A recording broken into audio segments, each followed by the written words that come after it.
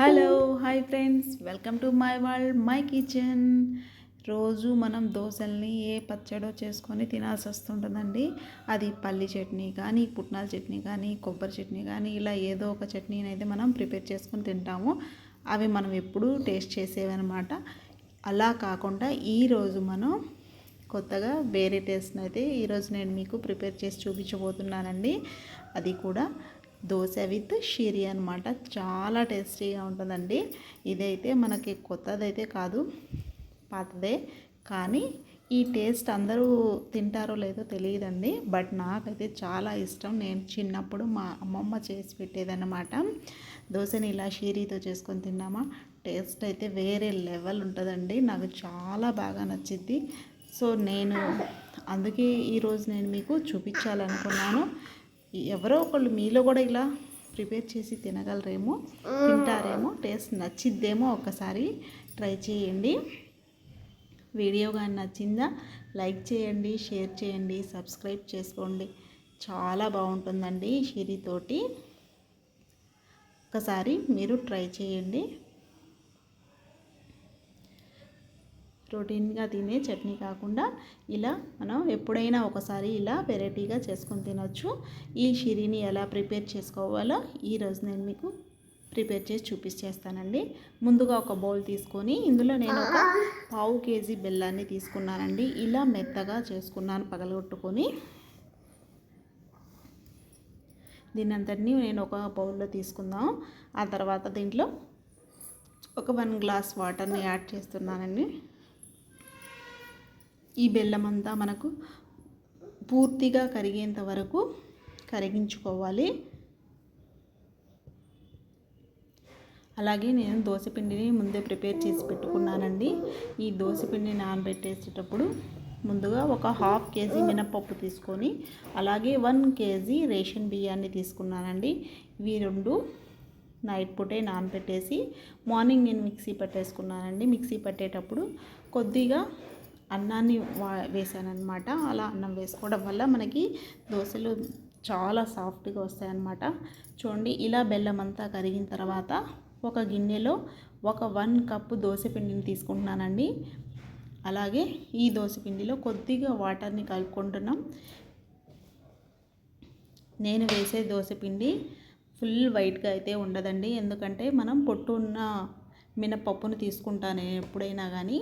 ఆ పొట్టు మొత్తం పూర్తిగా క్లీన్ అయితే చేయనండి. అలా పొట్టుని తీసుకోవడం వల్ల మన హెల్త్కి చాలా మంచిది అంట. అందుకే నేను కొద్దిగా నీట్గా క్లీన్ చేయకుండా కొద్ది గొప్ప పొట్టు ఉన్నట్టు చూసుకొని మిక్సీ పట్టేసుకుంటాను మెత్తగా. అలా ఒక 5-6 అవర్స్ పిండి అంతా నానిన తర్వాత చక్కగా ఉబ్బిపోయి నానిపోయి ఉంటుందన్నమాట.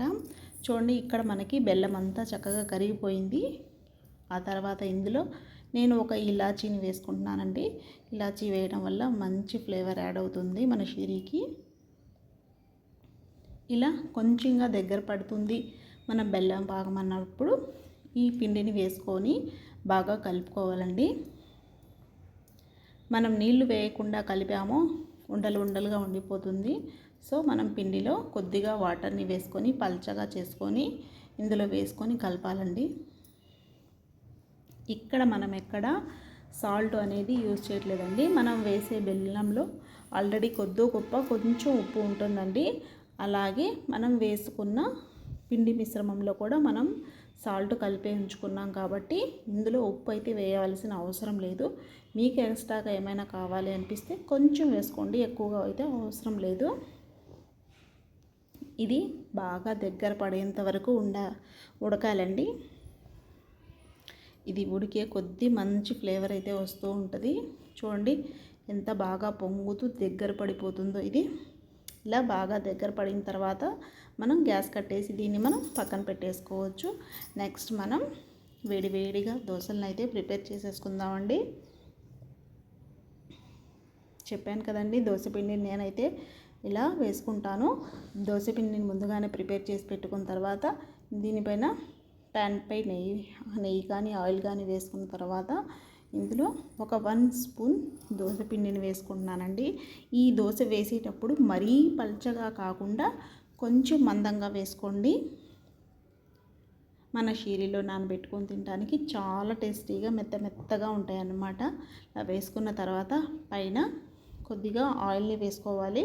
ఇలా మనకి దోశ ఒకవైపు కాలిన తర్వాత దీన్ని మనం తిప్పేసుకోవాలండి. చూడండి మంచి కలర్ ఎలా వచ్చిందో. మన షీరీలో తినేటప్పుడు పల్చగా వేసుకోవడం కన్నా కొంచెం మందంగా వేసుకున్నామా ముద్దుగా భలే టేస్టీగా ఉంటాయండి దోశలు. ఇందులో నంచుకొని తింటుంటే చూడండి మన దోశ అయితే రెడీ అయిపోయింది. సో దీన్ని నేను పక్కన పెట్టేసుకున్నా, తీసి ప్లేట్లో తీసుకుంటున్నాను. అలాగే మిగతా దోశలను కూడా ఇలాగే వేసుకుందామండి.